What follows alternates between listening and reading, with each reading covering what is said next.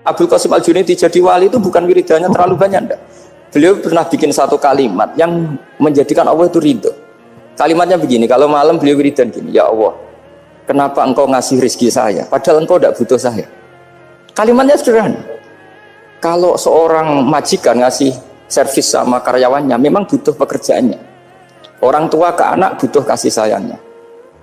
Tapi engkau ini zat yang tidak butuh saya, tidak butuh kita, ngapain ngasih? Jadi punya sisi betapa Allah itu luar biasa, wong tidak butuh kok. Ngasih itu kan luar biasa. Jadi karena mensifati seperti itu Allah itu ridho. Itu luar biasa.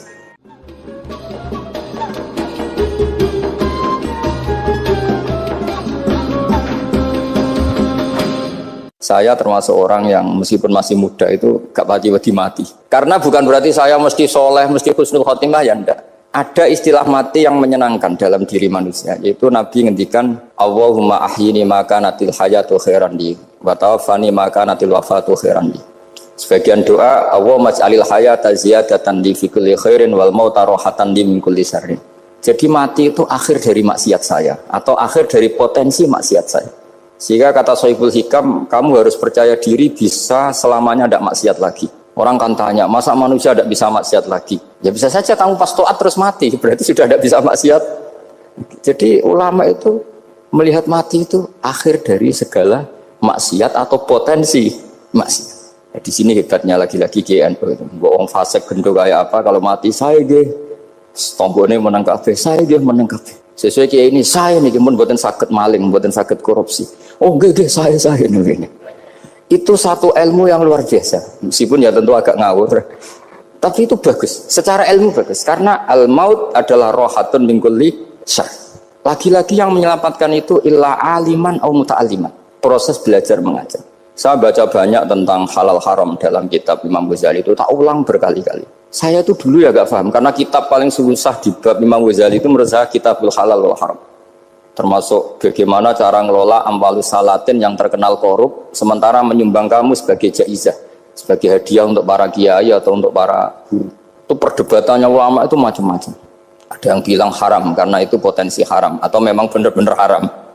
Ada yang bilang boleh, karena kalau yang pakai kamu untuk kebaikan, kali dipakai mereka ruwet. Kebetulan yang partai ini lebih besar, alhamdulillah.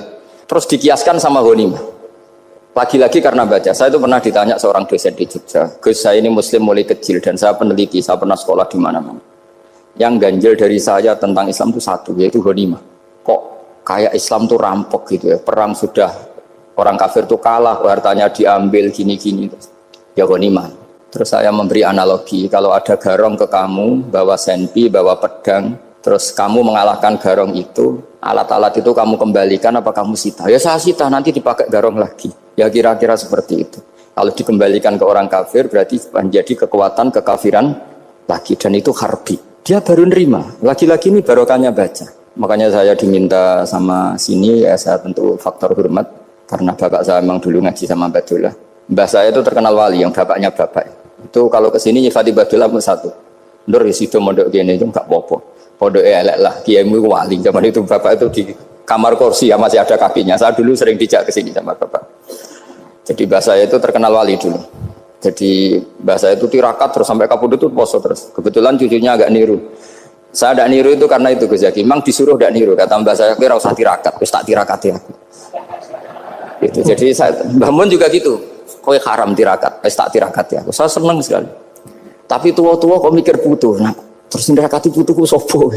Jadi mulai jadi kiai betul Mas Nadif, saya ini sudah mulai mikir putu. Karena saya ini termasuk orang yang kecelok alim yang enggak banyak orang menghormati karena sudah diramal sama mbah-mbah. Di dulu mbah saya Mbah Nur Sam itu, kakak saya itu SMP SMA, kakak saya yang kedua juga SMP SMA. Mbah saya itu Mbah Nur Sam itu yang nganterkan bapak ketika mondok sini itu, yang ikrar karo Badullah wali Mbah Nur Sam, ahli tirakat, ahli puasa.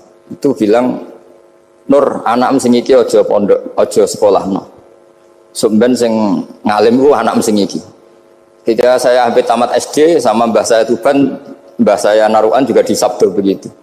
Singkat cerita saya mondok sarang. Mondok sarang pertama langsung dikenal Mbah Mun, wong anak kiai jadi langsung dikenal. Didoni macam-macam terus dadi wong alim juga ada yang ngelem. Biasa aja untuk dongane sepuh-sepuh. Ya sebenarnya saya agak kecewa ya, saya inginnya kan dianggap prestasi gitu, ternyata dianggap doanya orang-orang sepuh. Ya, makanya kalau ini kita memiliki ya rodok, ya syukurlah sama Bang Mutamakin sama semuanya karena tadi, kenapa saya harus cerita ini? Quran sendiri mengakui bahwa orang soleh itu diantara aturannya adalah dzurriyyatam ba'duha min ba'd. Meskipun Allah bisa bikin orang soleh dari mana saja, tapi yang legitimit itu memang dzurriyyatam ba'duha min ba'd.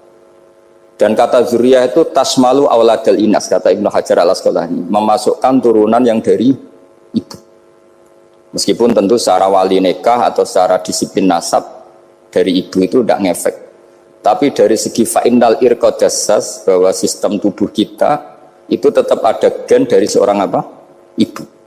Sehingga banyak ulama tafsir mengatakan zuriyah itu tasmalu auladal inas. Zuriyah itu memasukkan turunan dari apa? Ibu.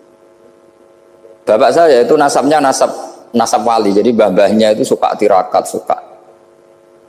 Ibu itu nasab kiai. Jadi kalau bapak wiridan itu, kalau istiqomah itu disalahkan sama keluarga ibu. Istiqomah itu salah. Karena ijabu malam yajib, mewajibkan sesuatu yang tidak wajib. Itu masalah secara ilmiah. Mbak Mun itu sering kritik kalau ada pondok wajib puasa, wajib merawat itu sering kritik. Itu secara fikih bahaya. Ijabu malam yajib, mewajibkan sesuatu yang tidak wajib. Dan itu kriminal dalam bab fikih. Betul itu, sama cari di Sulam Taufik, babnya itu ngeri. Ijabu malam yajib itu tidak dihitung minal kabair, dicari sendiri itu di bab Sulam Taufik, tidak perlu saya sebut, itu parah betul malah cara menvonis Abdullah bin Husain bin Thohir di Sulam Taufik. Ijabu malam yajib. Tapi pondok-pondok yang tirakat tidak kurang dalih. Niki boten majibaken ngelatih. Boten majibaken tapi napa?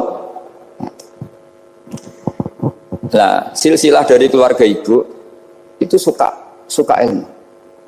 Sehingga Abdullah bin Mas'ud itu tiap hari itu mensweeping orang yang sering duha. Kalau ada orang duha istiqomah itu disweeping. Awas, harus seminggu sekali, nggak boleh tiap hari. Masa sholat fardu kamu saingi sholat duha? Nggak boleh, fardu tersaingi.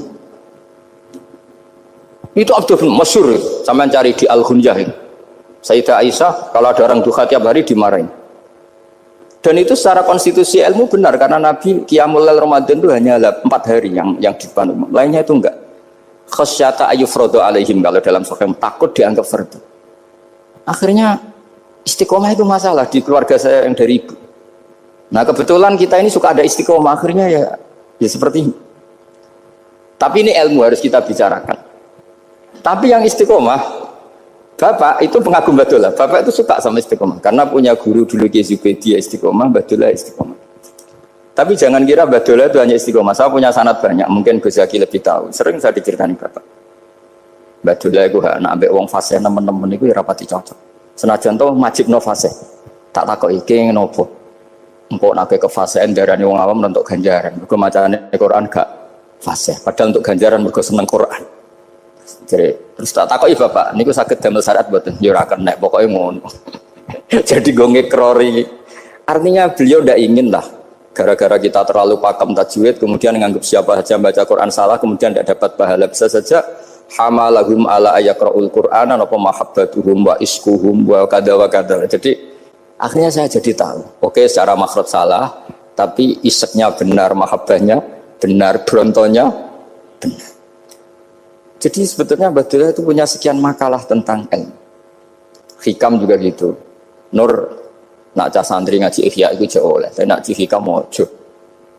Maksudnya beliau entah kalau setelah itu Badullah itu melarang siapa saja santri ngaji hikam itu dilarangnya ada kelas tertentu untuk boleh ngaji hikam. Nah kenapa saya cerita ini? Karena saya masih ingat betul di antara wasiatnya Mbah Mun itu. Pirroh sebab apa Fatihah kok ihdinas siratal mustaqim, bukan siratoka tapi siratal ladzina an'amta alaihim. Dawe Mbah Mun fa innallaha ta'ala la ya'kul wa la yashrab wa la yanqih wa la kadza wa kadza. Allah itu tidak makan, tidak minum, tidak tidur. Sehingga kita tidak bisa niru Allah. Tapi yang makan tidur itu manusia. Sehingga kalau ingin dekat Allah ya niru siratal ladzina, bukan siratoka.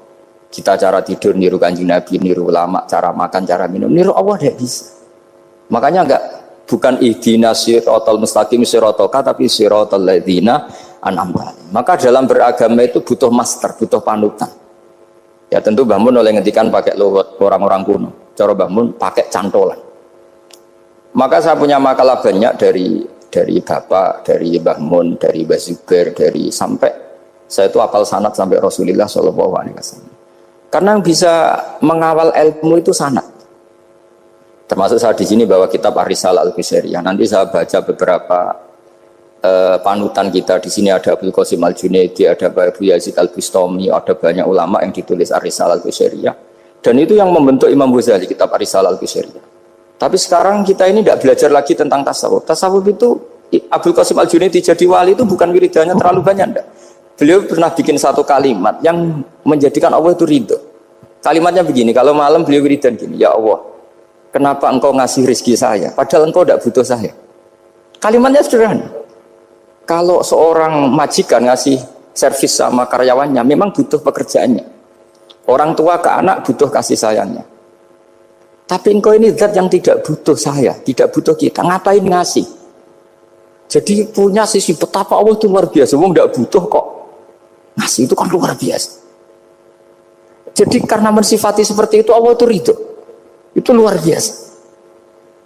Normalnya orang memberi itu kan, apalagi orang memberi kiai itu kacau sekali. 1.000 jaluk swarga. Salam template 1 juta wae jaluk apa?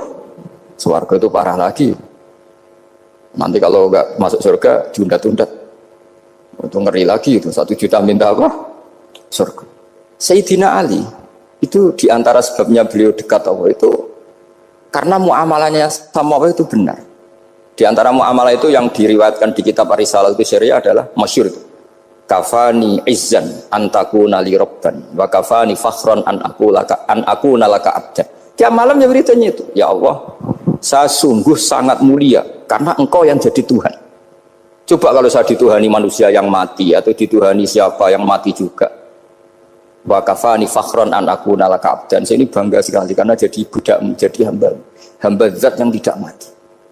Jadi pakem-pakem yang menjadi masyrab kalau dalam bahasa tasawuf itu yang menjadikan wali. Sehingga yang dikatakan ibadah itu apa? Ma'rifatullah. Mengenali Allah secara benar. Jadi jangan kira wali-wali dulu terus terlalu istiqomah, ada juga. Mereka punya pakem yang menjadikan Allah itu ridho. Saya beri contoh nih di sini banyak makalah nanti saya beberapa baca tabarruk. Banyak riwayat dari orang-orang sufi. Nabi Ibrahim itu pernah ketemu orang Majusi. Beliau terkenal sakhok, terkenal sakhian. Ketika ketemu orang Majusi, ya Ibrahim saya ini sehari saja ngasih makan saya. Kamu kan tukang ngasih makan orang. Terus, ya tapi bisyarti antus lima, kamu harus Islam. Fikihnya Nabi Ibrahim adalah kalau saya menolong dia berarti nolong orang kafir. Setelah orang itu lewat berlalu karena Nabi Ibrahim gak mau hormat, Allah memberi wahyu ke Nabi Ibrahim. Kenapa ya Ibrahim tidak kamu terima 1 hari, kamu kasih makan 1 hari? Ya karena dia Majusi. Kata Allah, dia umurnya berapa? 60 tahun. Tanyakan, pernah kelaparan kan hanya hari ini? Iya ya Allah. 60 tahun dia kafir tak kasih makan. Minta kamu sehari aja kok gak boleh. Akhirnya Nabi Ibrahim dipanggil orang Majusi, dikejar dipanggil. Ayo tak kasih makan 1 hari. Kok kamu sekarang jadi baik? Habis ditegur Tuhan. Terus kata, ahakada yu'amiluni. Apa seperti itu Tuhanmu mengu'alamalai saya? Ya na'am. Akhirnya Islam orang Majusi. Jadi itu lagi-lagi ilmu. Jadi yang dikatakan ilmu itu satu teori atau kalimah atau apa saja yang menjadikan kita ini pakem. Meskipun pakem itu kadang sulit diterima orang-orang khusyuk. Orang khusyuk itu ya nyun sewu ada sisi nakalnya, makanya Mbah Mun sering kayak jargon masyhur, zada khusyuan, zada jahlan, tambah khusyuk tambah bodoh. Bukan bodoh dengan makna salah itu enggak, memang kadang terus anti ilmu. Misalnya gini, ini contoh yang karena saya ini mengkhidmati ilmu, saya beri contoh yang urusan ilmu. Ada orang sujud diinjak orang fasik, kepalanya diinjak orang fasik. Terus si orang yang sujud tadi ini ada di Sahih Muslim, juga ada di Ihya. Wallahi la yaghfirullahu laka, pakai sumpah, wallahi la yaghfirullahu laka. Allah langsung mewahyukan ke Nabi fi hadzal zaman, fi tilkaz zaman atau fi dzalikaz zaman. Man dzalladzi yata'alla alayya alla aghfira li fulan qad ghafartu lahu wa ahbattu amalak. Katakan ke orang itu, siapa yang mencatut nama saya yang hanya berstatus tidak memaafkan. Itu enggak fair. Saya ini Tuhan kok bisa yaghfir, bisa yu'adzib. Kok sifat saya tinggal satu yu'adzib itu gimana? Dicatat separuh itu Allah tidak terima. Tapi kalau kita baca Quran, saya ini sama orang fasik ya benci. Saya ini orang soleh, setidaknya pura-pura soleh lah. Karena di depan para kiai. Tapi mau tidak mau. Ketika Allah mensifati dirinya tentang orang munafik gimana? Wa yu'adzibal munafiqina in sya'a au jatuh. Ini cocok tidak cocok. Potensi memberi tobat itu ada. Meskipun sama kalau orang munafik, tapi ya tetap bacanya wa yu'adzibal munafiqina ya in sya'a au jatuh. Rasulullah kayak apa bencinya dengan Wahsy karena qatilu Hamzah. Tapi Nabi tunduk sama konstitusi Quran. Laisa laka minal amri syai'un aw yatuba alaihim aw yu'adzibahum. Akhirnya Allah malah memberi tobat sama qatilu Hamzah yaitu Wahsy. Ini pentingnya baca lagi. Kalau kita tidak baca hanya khusyuk saja, tidak baca, pasti sama orang yang menginjak orang sujud tadi, yang nginjek pasti salah, nggak dimaafkan. Bongso pasti. Pertanyaannya adalah, betulkah Allah punya sifat satu, yaitu yu'adzib? Makanya kalau kita baca, misalnya baca Quran, walillahi mulkus samawati wal ardh, ya sudah, yaghfiru liman yasha wa yu'adzibu man yasha. Kalau nuruti rasa kita, ya inginnya ke kita, yaghfir, ke orang lain yu'adzib. Tapi Tuhan kan nggak terima, saya ini Tuhan kok didikte makhluk saya ini gimana? Nggak bisa. Sehingga ya ini lagi-lagi ilmu. Makanya saya cocok, nggak cocok itu suka baca. Saya suka sekali baca, mulai ulama dulu, ulama modern, setengah dulu. Mulai ulama yang kedunian sampai setengah kedunian. Suka. Saya dulu tuh gak suka uang. Karena saya memang tadi mbah-mbah saya dari bapak itu wali mas tadi. Mulai Mbah Soleh itu suka bully mertuanya. Jadi saya alhamdulillah dia jujur. Mbah Soleh itu menantunya Raden Asnawi. Itu ya bully-bulian sama ini terus ditiru beliau ini. Itu gak suka sebenarnya. Saya itu ya pokoknya tadi kalau orang daftar wali itu kan gak suka sama. Karena mereka nangis ketika Allah ngendikan wa aqridu wa atau ayat-ayat anfiku atau orang baik disifati wa aqraduhu qardan hasanah. Itu hadal khitab li ahlil jibdi wasarwah. Ini khitab untuk orang kaya. Kulo isin Gusti jenengan nampen ngongkon infak kok kulo diinfaki. Jenengan nampen ngongkon ngamal kok kulo di ngamali. Jadi maka yuhibbunal mal, mereka tidak suka harta. Walakin liyana luladzatal khitab bil infak, dan itu harus kaya dulu untuk bisa infak. Jadi itu uniknya. Akhirnya saya Imam Sa'roni penting juga kaya. Jadi wali untuk suka harta itu nunggu diperintahkan Allah. Alhamdulillah kita tidak sudah wali dulu karena sudah senang harta wali. Jadi kayaknya keren kita dibanding wali-wali itu. Artinya wali itu tahu pentingnya harta setelah jadi wali. Kita alhamdulillah mulai kecil sudah tahu pentingnya harta. Kayaknya kita lebih wali. Imam Syafi'i itu dulu gak suka sama orang kaya. Saya berkali-kali ceritain. Karena dia dididik Sufyan As-Tsauri, Sufyan bin Uyainah. Tapi ketika ketemu Imam Malik itu kaya raya. Meskipun dia hidupnya sederhana, tapi kaya raya. Pas beliau mau, Imam Syafi'i dia agak-agak sopan kalau sekarang tanya, setelah jenengan ilmu yang saya harus ambil siapa?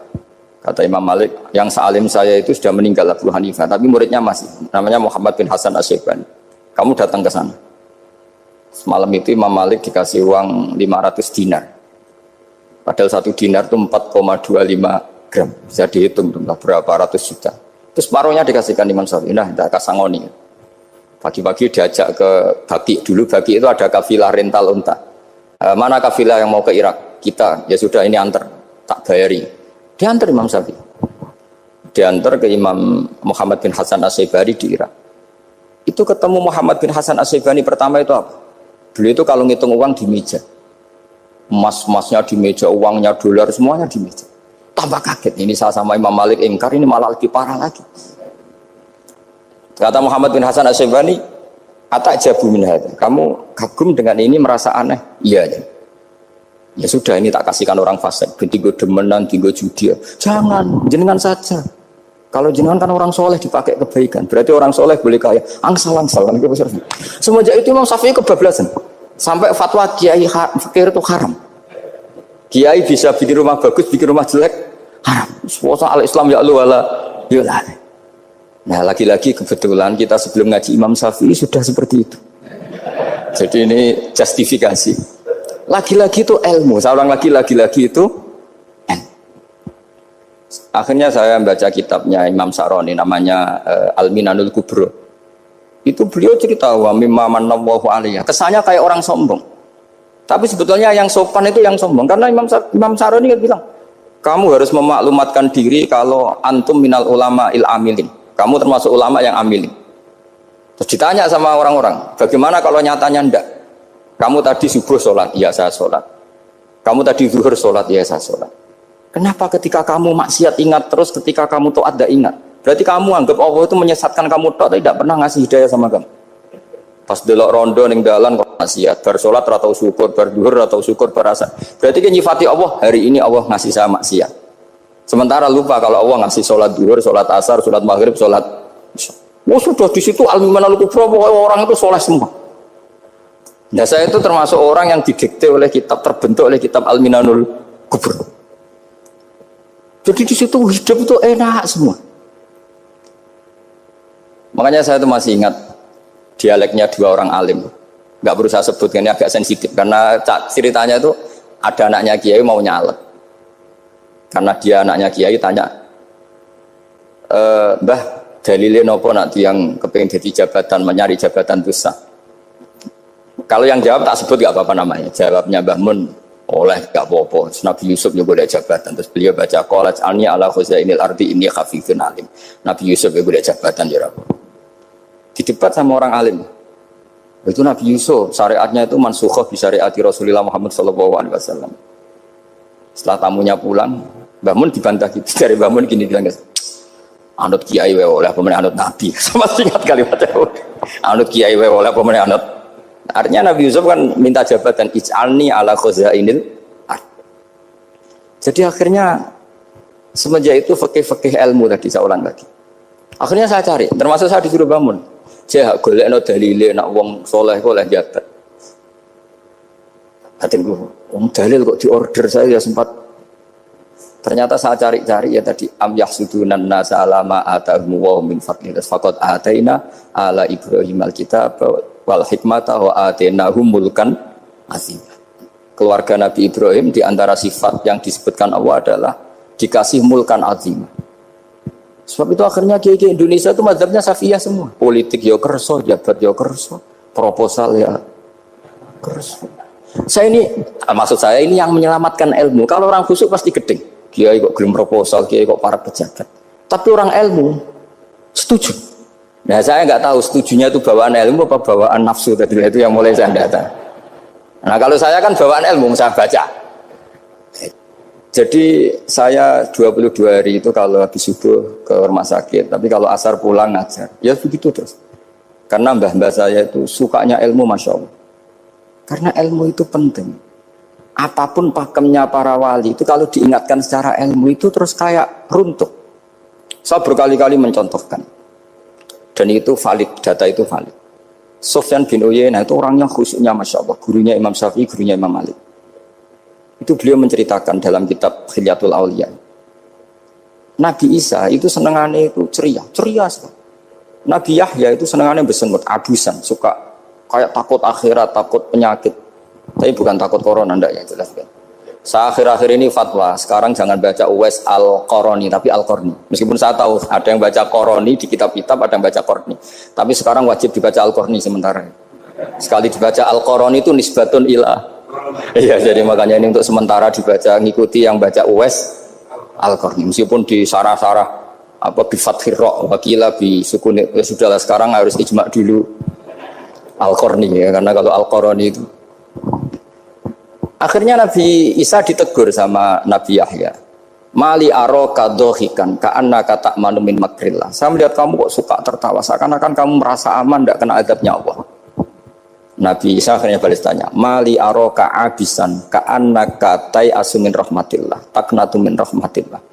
Kowe mbesengut wae koyo dunia orang rahmat, anane corona tok.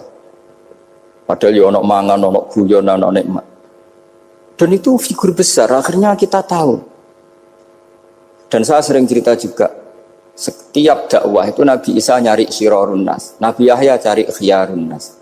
Tentu alasan Nabi Yahya gampang, berteman orang baik itu baik lah, nyaman, terus akibatnya juga baik. Nabi Yahya enggak. Limada tanzilu ala syirarin nas. Kenapa kamu singgahnya ke orang-orang yang buruk? Ana tabibun udawil marto. Saya ini dokter, tentu menyembuhkan yang sakit. Akhirnya terus di Indonesia banyak kiai yang kancanan orang fasik ya banyak. Tapi ya tentu yang benar itu yang mensolehkan yang fasik. Yang mesti salah yang menjadi fasik karena ketularan yang. Tapi itu lagi-lagi apa? Ilmu yang bisa menjadikan kita percaya itu ilmu. Saya tuh suka sekali baca kitab yang berbeda. Saya sekarang baru belajar kitab orang-orang Hanafi, orang-orang Maliki. Saya kemarin dikirimin hadiah oleh keluarga Pak Kures, ada tanda tangannya Pak Kures dari Habib Ali, dari keluarga beliau. Ciri kitab namanya itu Sarah Bukhari, yang dikarang orang India, orang modern, Anwar ya, Kiai Anwar Shah, orang India ya, orang Shah. Itu beliau termasuk mujaddid kalau dalam perasaannya orang India. Mensarai Bukhari ya, kira-kira sanadnya Sayyid Muhammad ke beliau itu 3 atau 4. Beliau termasuk orang-orang yang bisa membentuk India seperti itu. India kan banyak syurahul hadis, termasuk Waliullah Ad-Dahlawi, terus Syekh Yusuf Al-Kandahlawi, banyak lah saya. Itu beliau cerita di kitab-kitab itu bahwa ilmu itu harus diungkapkan. Terus beliau cerita banyak tentang kewalian. Sampai dalam cerita kewalian itu unik. Dan terus kayak jadi wali itu gampang sekali. Ya diantaranya itu wali itu mau modal rasido. Sab'atun yuzilluhum wa fi dhillihi wa maladilla illa dhilluh. Itu diantaranya itu wa rajulun da'athu imra'atun datu jamalin wa mansibin faqala inni akhafu. Mau modal gak sido. Terus dijak wong ayu menarik muni ra gelem. Modal ra gelem iku iso dadi wah. Iku yuzilluhum wa fi dhillihi wa maladilla. Ya. Nah, masalah kita ora digelemi lah itu masalah. Itu sangat. Jadi gampang sekali dalam kitab Al-Minanul Kubra. Dan kalau baca itu enak. Misalnya gini, tentu masa lalu kita yang buruk itu tidak diceritakan orang lain. Dan itu kadang karena gengsi. Tapi kalau melihat hadisnya Nabi itu gampang sekali. Kullu ummati mu'afan ilal mujahirin. Umatku semua itu dimaafkan. Kecuali yang memperlihatkan salahnya dosanya. Jadi nggak boleh kalau sampean sekolah nggak naik kelas cerita anaknya. Kalau saya dulu nggak naik kelas, kalau punya utang koperasi nggak pernah bayar, nggak boleh cerita seperti itu. Kalau ditanya, bapak dulu pinter nggak? Oh pinter sekali. Harus bilang gitu, pinter sekali. Pernah ranking sekali, sudah nggak apa-apa itu. Meskipun dengan makna yang lugawi ya. Saya dulu iskal. Kan nyun sewu saya ini sering diparani orang yang mau tobat, tercerita Gus saya dulu sering main perempuan, sering mabuk, tapi sekarang saya mau tobat gini-gini. Karena ini orang awam, tak terima. Tapi saya bilang gini, kamu jangan cerita ke anak kamu. Terus dia cerita, tapi kan saya harus jujur. Karena ilmunya dia baru terlalu jujur itu penting gitu. Terus pokoknya menurut kula ora oleh cerita, pokoknya ora oleh cerita. Ya Gus oke nurut. Setelah itu saya nyari-nyari sarah, termasuk kitab itu. Kok bisa orang yang tidak mujahirin, orang yang menutupi salahnya malah dimaafkan, yang cerita jujur pernah salah malah tidak. Sangat bener. Misalnya seorang bapak cerita, "Cung aku dhisik nak pacaran tak ambung." Misalnya, anaknya mesti suatu saat kan dia puber. Mesti nak ngambung niru bapak ya. Nah, kalau yang cerita itu ribuan atau jutaan. Cung aku zaman yang pondok itu rezekiku kombodoni.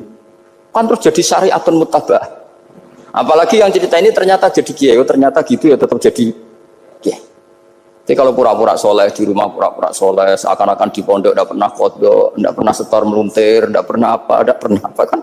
Katanya, lalu lucunya, oke itu alasan. Alasannya Imam Ghazali itu paling masuk akal. Ini saya cerita, ila aliman barokahnya baca Imam Ghazali. Fa inna Allaha ta'ala yakrohu zuhurul ma'asi.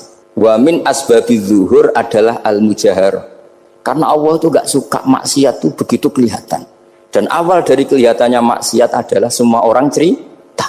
Akhirnya maksiat dianggap biasa saja. Jadi kalau semua orang cerita zaman mondok nakal itu akhirnya semua orang yang nakal. Oh itu niru kiai ini karena ini niru kiai. Kan repot. Tapi kalau semua kiai sok suci atau suci betul, dan semoga ya suci betul, kan yang maksiat yang mau maksiat ini nggak punya alasan karena masternya tidak pernah maksiat. Meskipun sebagian yang sultan nggak pernah konangan, nggak tahu pokoknya yang penting seperti itu. Itu hebatnya konsepnya. Saya dulu ya eskal loh. Kok ya tadi kullu ummati mu'afan illal mujahirin. Saya dulu eskal.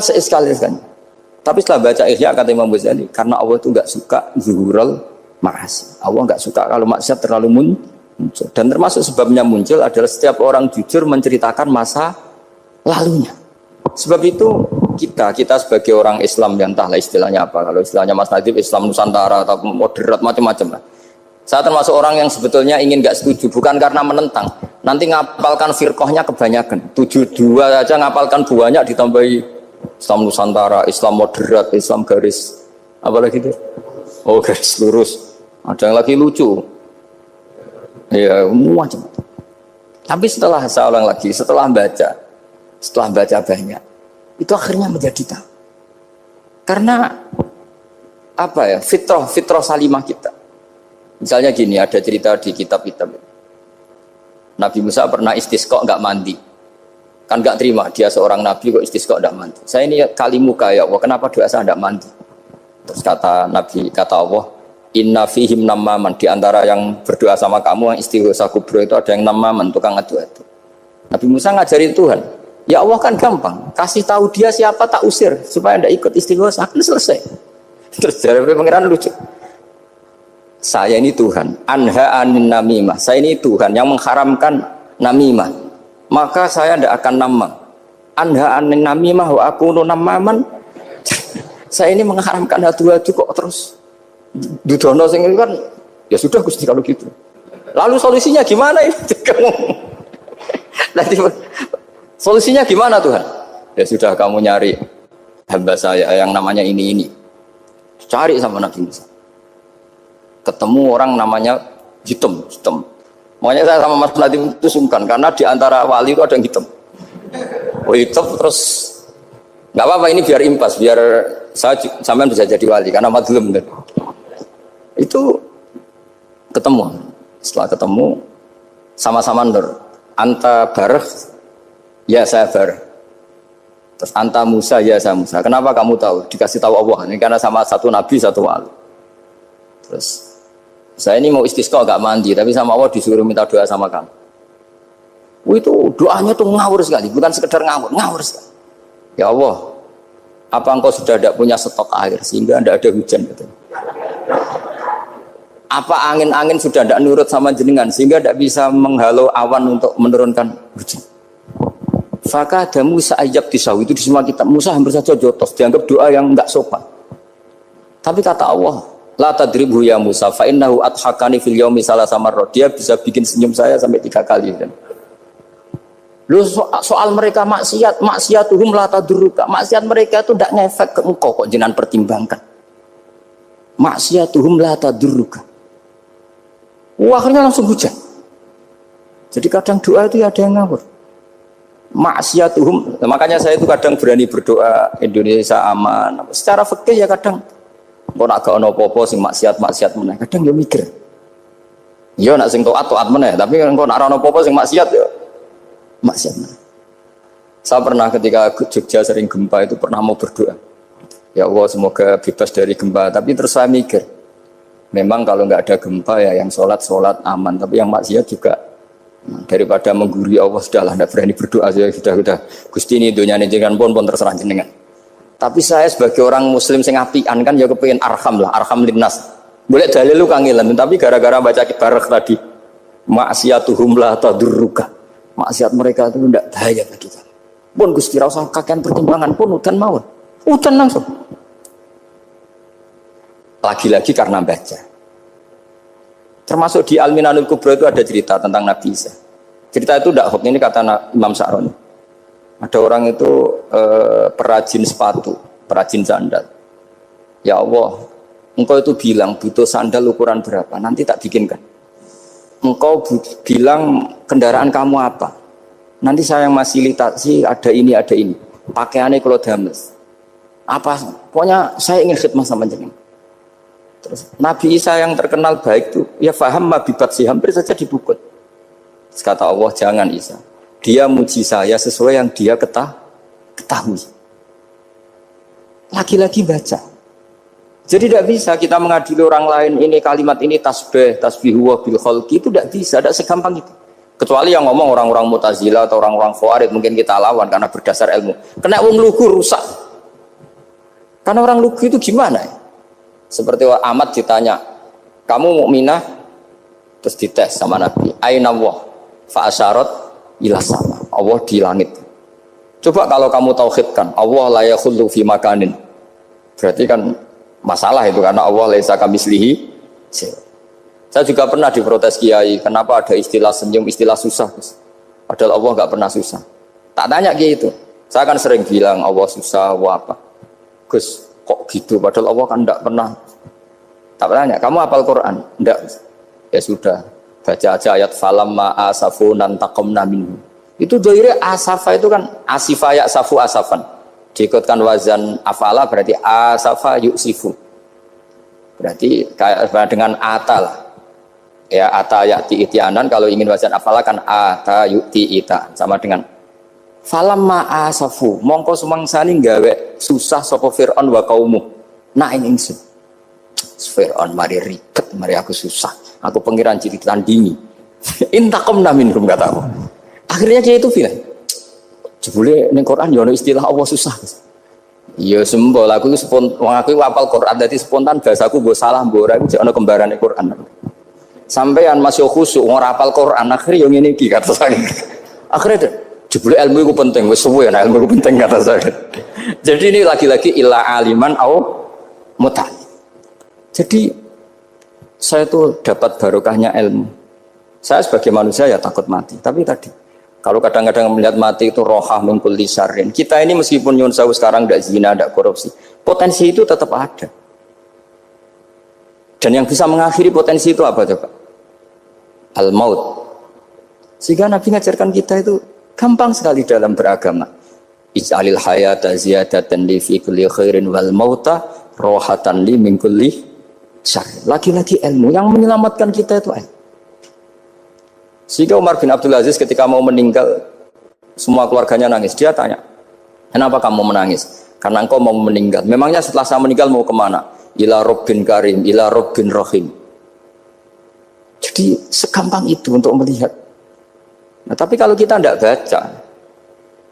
baca, seakan-akan wah mati ngeri nak mlebu neraka piye. Seakan-akan di alam sana hanya ada neraka.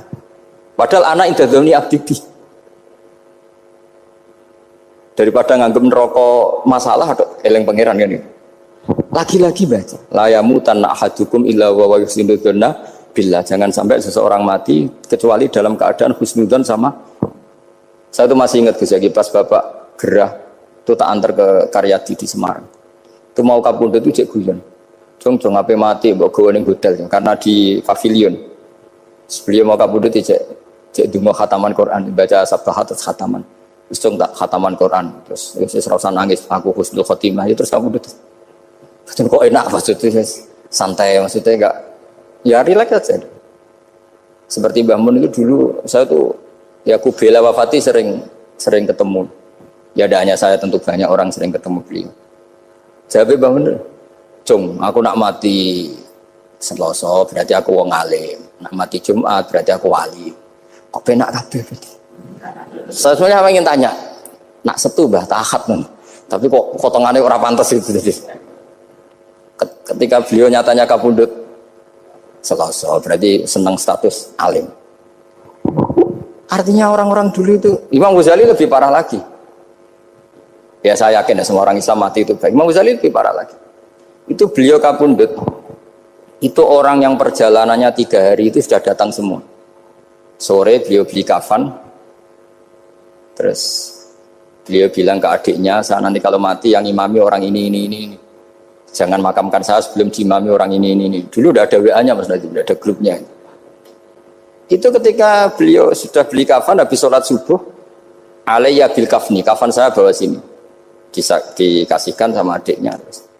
Ya Allah, ar-ridho bil intiqal ilal malakil. Jadi saya sudah ridho kalau ketemu engkau. Terus kapundhut. Adiknya bingung karena orang yang ditunjuk itu harus 3 hari perjalanan. Ternyata datang semua terus. Kok kenapa engkau datang? Ghazali wis kandha aku ini 3 dina yang lalu. Jadi aku langsung perjalanan. Pamit saja. Lalu kubu sebelah ini cerita Mas Nadi yang tukang tukaran sama kubu sebelah itu Mas Nadi. Kalau saya ini orang baik gak suka tukaran berarti. Masih orang baik. Yang aku orang baik itu penting cara kitab Al-Minanul Kubra, karena kalau ngaku orang elek berarti kenangannya Allah sama kamu itu bikin elek, tidak bikin baik. Itu cara pikiran Imam Sa'roni dalam Al-Minanul Kubra. Kamu kan boleh mengatakan saya habis makan, habis minum. Artinya apa? Kamu habis dapat nikmat. Kamu harusnya juga bilang saya habis ngamalkan ilmu, saya habis dapat hidayat. Wong tadi kamu ya sholat subuh, kamu ya baca Quran. Susah opo sing ngakoni tawabik dari Imam Saroni gitu. Senengane kok kalau mau bermaksiat berdelok wong wedok. Memangnya Allah mau amalah mbek kowe mau elek tok atau mau amalah apik? Ini rada provokator, tapi ini cerita ilmu, ini cerita ilmu. Makanya saya kenapa tetap hormat Mas Hadif, karena provokator meskipun itu asli, nggak karena baca. Kalau ini asli memang suka sombong memang asli. Tapi apapun itu kan tahu neng Mesir. Jangan-jangan bacanya itu. Saya baca kitabnya, dia ke makomnya. Imam Saroni kan orang pernah ziarah. Makanya potensinya seperti itu. Jadi saya terus dulu saya itu nih Gus Yakin. Bapak itu SK. Bapak itu seneng kancanan wong mlete timbang wong sopan. Saya dulu ya SK. Bapak itu kancanan wong mlete itu. Suatu saat bapak wafat, si pendereknya bapak yang mlete ini tak kancani. Marah tuh orang. Mulai terus. Tangan-tangan bener wong mlete. Jadi kalau tak tanya, mau sarapan mbah wongnya sepuh. Oh wis lho Gus, iso-iso wis kudu sarapan wajib. Wis rokok, oh wis. Ternyata dia lebih gampang ngitung nikmat. Kok gak kerja kan? Nah, aku nang masjid di 10.000 kon ngino wong kerja ora usah di 10.000 wis rojo iso mangan iso ngombe. Lha opo ngamul wong liya? Kan kok bener sesuai. Sementara sing sopan kurang ajar. Mbah mun mangan. Terus ngenteni kerja angel kabeh mboten panen men ngenes. Kaya Allah ora tau oh mungkin karena ini Bapak. Jadi akhirnya sesuai wae ora pati. Kancanan wong sopan-sopan. Ternyata orang sopan ya kaca juga mau eling sisi panen akeh tak tahu. Mbah panen kathah. Mboten Gus namung meniki. Kok ngeluh terus. Jadi makanya ini kan apa-apa kalau berlebihan itu repot.